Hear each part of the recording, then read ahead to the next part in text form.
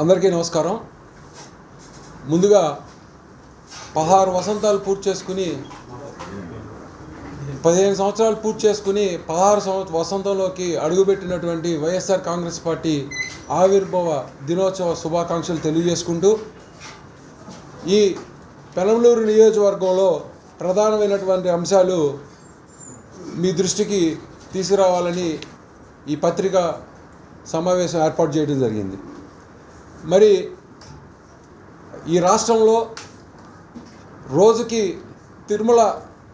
తిరుపతి దేవస్థానం వారు తిరుమలలో సుమారు 4 లక్షల లడ్డూలు విక్రయించగా, అంటే నెలకి సుమారు 1,20,00,000 భక్తులు ఆరగించేటువంటి పరిస్థితి రమారమీగా.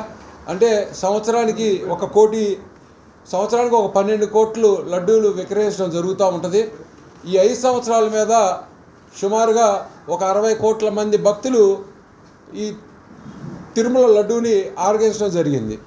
మరి ఏ ఒక్క భక్తుడు కూడా మరి ఈ కూటమి నాయకులు చెప్పేటువంటి ఈ బాత్రూమ్ కెమికల్స్, మోనోగ్లిజరైడ్స్, వాళ్ళు ఏదో నోటికి ఏదో వస్తే అది కెమికల్స్ చెప్పారు.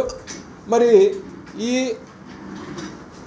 భయంకరమైనటువంటి ఈ కెమికల్స్ వాడిన తర్వాత కూడా ఇవాళ కూడా లడ్డూలు 60 కోట్ల మంది భక్తులు తిన్నా కూడా వాళ్ళకి ఎటువంటి హాని జరగకుండా ఉంది అని వీళ్ళు నమ్మబలిగేటువంటి కార్యక్రమం. మరీ ముఖ్యంగా భక్తులకైతే ఎటువంటి ఇబ్బంది లేదు. ఎందుకనంటే అసలు అక్కడ ఎటువంటి పొరపాటు జరగలేదు.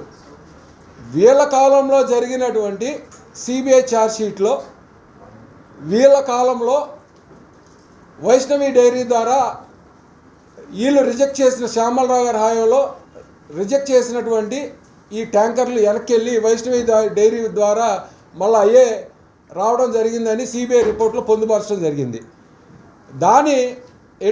దాంట్లో కూడా ఎటువంటి జంతు అవశేషాలు కలవలేదని వాళ్ళు క్లియర్గా సిబిఐ రిపోర్ట్ ఇవ్వడం జరిగింది. మేము దాన్ని పురస్కరించుకుని భక్తుల యొక్క మనోభావాలు దెబ్బతినకూడదని మేము పార్టీ తరపున ఒక కార్యక్రమం చేపట్టడం జరిగింది. ఆ దేవదేవుడైనటువంటి శ్రీ వెంకటేశ్వర స్వామి ఆలయాల్లో మేము పూజలు నిర్వహించి ఎటువంటి అవశేషాలు కలవలేదు కాబట్టి మేము పూజలు నిర్వహించడం జరిగింది. మేము నిర్వహించి వచ్చిన వెంటనే కంకిపాడులో నిర్వహించి వచ్చిన వెంటనే ఇక్కడ ఉంటాడు ఒక ఎమ్మెల్యే గారు, రీల్ స్టార్ బోడే ప్రసాద్ గారు. ఎందుకంటే ఆయనకి రీల్స్ చేసుకుంటే మహా మక్కువ. రీల్స్ చేసుకుంటూ